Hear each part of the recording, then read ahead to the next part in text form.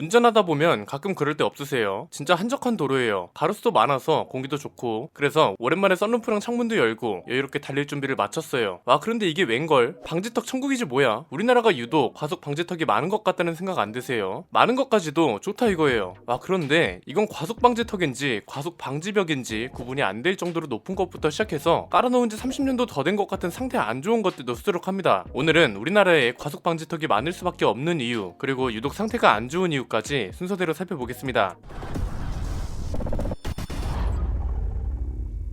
우리나라에 과속방지턱이 많은 이유는 간단합니다. 생각보다 설치가 간단하고요. 비용도 얼마 안 듭니다. 아스콘 방지턱하고 고무 방지턱이 있잖아요. 고무 방지턱 기준으로 가격이 75,000원에서 60만원까지 굉장히 다양합니다. 크기에 따라 달라지거든요. 작고 높게 하면 그만큼 비용이 덜 들어가는 거죠. 과속방지턱 설치가 지자체에서도 비교적 덜 부담이라고 생각한다고 느껴지는 게 의외로 과속방지턱 설치 민원을 잘 받아줍니다. 특히 사유지면 더 그렇고요. 그래서 실제로 경기연구원에서 발표한 자료를 보니까 서울시에서만 과속방지턱이 1년에 1,100개나 늘어난 적도 있다고 합니다. 그리고 아마 시골에 사는 분들은 아실 겁니다. 도로 바로 옆에 집이 있는 경우 있잖아요. 과속 위험 때문에 지자체에서 과속 방지턱을 설치했는데 집주인이 그거 방지턱인지 뭔지 때문에 시끄러워서 잠을 못 자, 당장 철거해 주쇼 이러잖아요. 과속 방지턱이 있으면 은근 소음이 심하거든요. 그래서 며칠 있다 가보면 말끔하게 사라져 있습니다. 그런데 집주인이 또 마음이 바뀌어서 차들이 너무 쌩쌩 달려서 무서워 죽겠어, 그거 방지턱인지 뭔지 좀 설치해 주쇼 이러면 또 며칠 있다가 과속 방지턱이 생겨 있습니다. 그만큼 비용도 비교적 부담이 없고 설치랑 철거도 쉽다는 건데 이게 마냥 좋은 걸까요? 과속 방지턱의 문제점은 크게 세 가지입니다. 첫 번째는 너무 남발해서 설치한다는 건데요. 남발해서 설치할 수 있는 이유가 뭐겠어요? 규격을 저는 신경 쓰지 않으니까 그렇죠. 생각보다 많은 운전자들이 모르는 게 있는데 과속 방지턱도 나라에서 정하고 있는 규격이 있습니다. 일반 도로 같은 경우는 폭이 3.6m, 높이는 10cm가 되어야 합니다. 이것만 들어도 어이 없으실 겁니다. 폭은 그렇다 치자고요. 높이가 10cm밖에 안 되는 방지턱이 얼마나 될까요? 실제로 조사를 해봤더니 높이가 10cm는 고사하고 20cm까지 되는 것도 굉장히 많다고 합니다. 그래서 왜 구형 그랜저 같은 차들은 방지턱 넘을 때 하부 긁고 가는 차 엄청 많잖아요. 서스펜션 부드러운 차들은 규격이 안 맞는 방지턱을 지나면 거의 무조건 하부를 긁는다고 보시면 됩니다. 두 번째는 이런 불량 방지턱이 얼마나 많은지도 알아야죠. 불량률이 심각하다고 합니다. 과속 방지턱 규격에는 크기만 있는 게 아닙니다. 도색 규격도 있습니다. 그냥 도료가 아니라 비 오는 날 밤에도 잘 보일 수 있도록 반사성 도료를 사용해야 하고요. 우리한테 익숙한 흰색 노란색을 번갈아가며 칠해야 합니다. 그리고 과속 방지턱 전방 20m 앞에는 안내 표지판을 설치해야 합니다. 왜냐면 일종의 경고 역할을 해야 하거든요. 과속 방지턱은 속도를 줄이기 위해서 임의로 설치한 말 그대로 장애물이잖아요. 앞에 장애물이 있다고 미리 알려줘야 한다는 거죠. 연속으로 설치하는 것도 불법입니다. 최소 20m에서 90m 이상 이후에 그 다음 방지턱을 설치할 수 있습니다. 시골이나 대학교 내에 보면 과속 방지턱 무식하게 설치해둔 곳 진짜 많거든요. 이거 다 규정 위반이라는 거죠. 한국소비자원이 조사한 결과를 보면요, 서울시 생활도로에 설치된 방지턱 375개 중에 370개, 백분율로 따지면 무려 99%가 도색이 벗겨져 있었다고 합니다. 그리고 표지판을 설치한 곳은 5%에 불과했다고 합니다. 반대로 말하면 95%가 표지판을 제대로 설치하지 않았다는 거죠. 원호형 방지턱, 우리가 흔히 보는 가운데가 볼록한 방지턱 있잖아요. 이거 327개를 조사했더니 높이랑 길이가 맞지 않는 게 62%에 달했다고 합니다. 그리고 관리가 안 된 거, 깨져 있거나 움푹 파여 있거나 한 것들, 이런 건 41%에 달했다고 합니다. 오토바이나 자전거한테는 더 치명적이죠. 이게 별거 아니라 생각하는 분들도 계실 겁니다. 세 번째는 사고로 이어지고 있다는 겁니다. 소비자원하고 보험개발원 자동차 기술연구소가 공동으로 실시한 실험이 있습니다. 방지턱 높이를 14.5cm로 설치하고 실험을 했는데요. 차체가 낮은 승용차는 속도랑 관계없이 차량 하부랑 지면에 충돌했다고 합니다. 제대로 설치된 방지턱하고 비교하면 충격량은 5배나 높았다고 하고요. 안전에도 치명적이지만 내 차 수명에도 큰 영향을 끼치고 있다는 겁니다. 높이가 비정상이면 생기는 문제가 또 있죠. 점프 현상인데 말 그대로 타이어랑 노면이 접촉하지 않는 현상이잖아요. 이게 높이가 높든 낮든 지면하고 떨어진다는 것 자체가 문제인데, 이렇게 되면 브레이크를 밟거나 핸들을 트는 것 같이 위급 상황에 대처하기도 힘들다는 실험 결과가 나왔습니다. SUV로도 실험을 해봤습니다. SUV나 렉스턴 스포츠 같은 픽업 트럭 타는 분들 중에서 차체 높다고 빠르게 지나가는 분들 많거든요. 그거 자제하시는 게 좋을 겁니다. 시속 60km로 규격에 맞지 않는 방지턱을 통과했더니 휠 얼라이언트 토우 값이 변형됐다고 합니다. 실내에 더미를 태우고도 실험을 했는데요. 안전벨트를 매지 않고 통과했더니 승용차 뒷좌석에 앉은 더미가 튀어 올랐고요. 이 과정에서 머리가 자동차 천장이랑 부딪히고 무릎이 앞좌석하고 충돌했다고 합니다. 실제로 경기연구원이 조사한 발생한 교통사고 사례에도 비슷한 사고가 있었습니다. 2014년 10월에 9인승 승합차가 시속 90km로 과속방지턱을 넘었다고 합니다. 그렇게 빠른 속도도 아니잖아요. 그런데 3일 탑승자가 천장에 머리를 부딪혀서 뇌진탕으로 치료를 받았다고 합니다. 같은 해 11월에는 버스가 과속방지턱을 지났는데요. 이번엔 승객도 아닙니다. 운전기사가 충격을 받아서 1번 요추 압박골절 부상을 입었고 이것 때문에 3개월 동안 치료를 받았다고 합니다. 맑은 날은 그나마 잘 보여서 괜찮습니다. 그런데 비오는 날 밤에는 진짜 문제죠. 요즘에는 내비게이션이 방지턱이 있다고 알려주는데 방지턱이 하도 많아서 시끄럽거든요. 그래서 이걸 끄고 다니는 사람도 엄청 많습니다. 표지판도 없고 도색도 벗겨져서 안 보이고 크기도 규격이랑 안 맞고 이런 상황에 나도 모르게 지나가다가 충분히 사고가 날 수 있는 거죠. 꼭 사고가 나지 않더라도 내 차에 엄청난 무리가 가고 있다는 거고요. 자, 이렇게 문제가 되고 있으면 어떻게 해야 정상인가요? 만약 제가 국토부 장관이거나 대변인이에요. 그러면 저는 이렇게 말할 것 같습니다.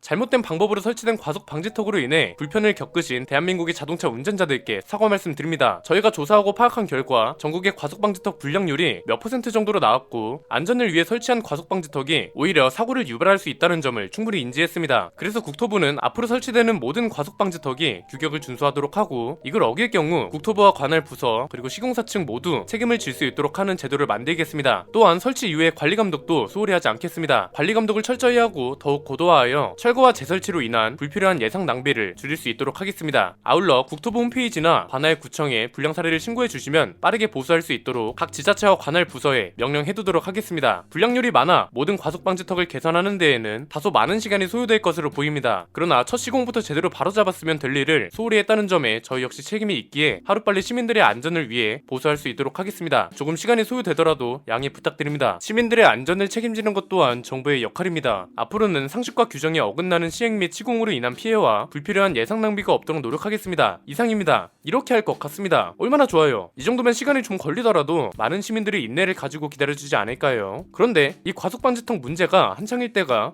2015년이거든요. 경기연구원 브리핑 자료를 보면 황당합니다. 뭐라고 쓰여있냐면요, 과속방지턱은 설치해달라는 민원과 철거해달라는 민원이 공존하고 있는 갈등 시설물이다. 원론적인 얘기지만 차량들이 적정 속도를 준수하고 안전 운전을 한다면 무분별한 과속방지턱은 애초에 만들어지지 않을 것이다. 많은 비용이 들어가는 시설물이 아무 이유 없이 만들어지는 사례는 흔치 않기 때문이다. 이 말은 뭐예요? 애초에 과속 안 하고 안전하게 운전했으면 그렇게 많이 생겼겠어? 이런 거죠. 그래, 이것까진 오케이, 알았다 이거예요. 그런데 그 다음에 뭐라고 나오냐면 우리나라 생활도로 안전을 위해서 2015년 9월 11일부터 생활권 이면 도로정비 지침을 시행하여 폭 9m 미만의 이면도로에서는 차량 속도를 시속 30km로 제한했다. 이를 어길 경우 최대 13만원의 과태료가 부과된다. 자, 문제는 불량 과속방지턱으로 인한 차량 손상과 사고인데 과속방지턱을 개선하겠다는 이야기는 없습니다. 그냥 잘못된 과속방지턱은 도로 위에 흉기와 다름없고 신속하게 정비를 해야 한다는 말뿐입니다. 뭘 어떻게 하겠다는 말은 없죠. 대신 이면도로에서 과속하는 사람들은 13만원 과태료를 부과하도록 했대요. 이런 게 진짜 탁상행정 아닐까요? 속도가 빠르든 느리든 과태료를 내든 안 내든 불량 방지턱은 여전히 있다는 거잖아요. 결국 그에 대한 해결책이나 고민은 아무도 안 한 건가요? 제가 말씀드리는 게 당연히 정답은 아닙니다. 정책을 브리핑하고 연구하고 시행하는 분들이 저보다 훨씬 많이 배우고 똑똑하신 분들이죠. 저는 그냥 대한민국의 운전자로서 세금을 내는 시민으로서 제안을 드리는 겁니다. 비록 정답은 아니더라도 국토부나 관할 부서에서 제가 말씀드린 내용과 비슷한 방향으로 브리핑하는 걸 살면서 한 번은 보고 싶습니다. 아무리 당장 시정이 어렵더라도 문제 파악, 문제 해결책, 문제에 대한 사과, 그리고 이 문제 해결을 위한 양해, 이런 게 다 들어있잖아요. 문제가 있으면 그 문제에 대한 해결을 찾아야지 다른 것만 바꾼다? 그러면 진짜 문제는 그대로 남아있을 뿐입니다. 어렵게 생각하지 말고 근본적인 문제부터 파악하고 해결하는 게 좋지 않을까요? 오늘 내용은 여기까지입니다. 저는 김승현 안PD의 스포일러 안PD였습니다. 감사합니다.